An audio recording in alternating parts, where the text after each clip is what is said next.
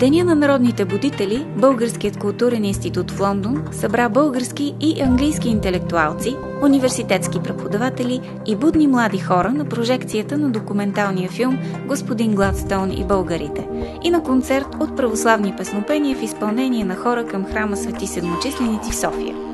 Събитието е част от програмата на втория лондонски фестивал на българската култура.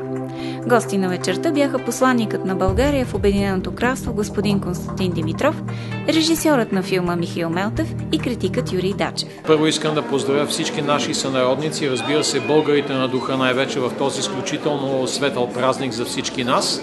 И за мен особена чест, че тук в Българското посолство, Българския културен институт, ние ще го отбележим по подобаващ начин, започвайки с един, надявам се, чудесен филм за Гладстоун. I am the great grandson of William Ewart Gladstone, and gradually throughout my life he has become a historical person. Филм е направен по случай 200 годишното от рождението на Уилям Гладстоун. Оказва се, че и там, и тук, и в България младите хора не се интересуват толкова много от историята и се надявам, че и те могат да научат много неща от филма. За мен той е един от важните филми на българското документално кино, което в скоби искам да кажа, мисля, че през последните години живее доста интересно и интензивно.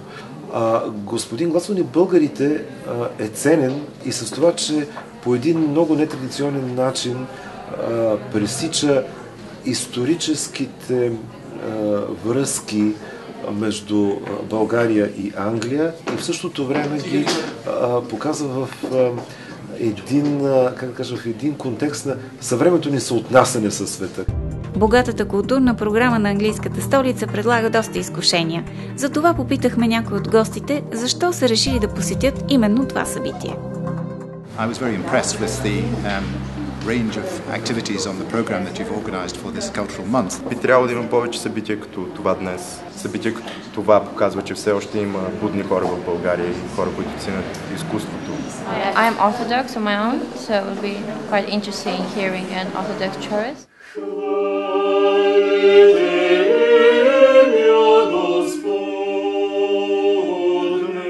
Изключително качество на изпълнение и чудесно подбран репертуар.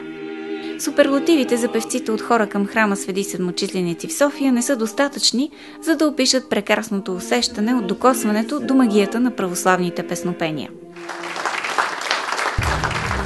Разговорите продължиха на чаша българско вино в залите на Българския културен институт, който през следващият месец ще бъде домакин на театрални постановки, филмови премиери, концерти и изложба в рамките на вторият фестивал на българската култура в Лондон.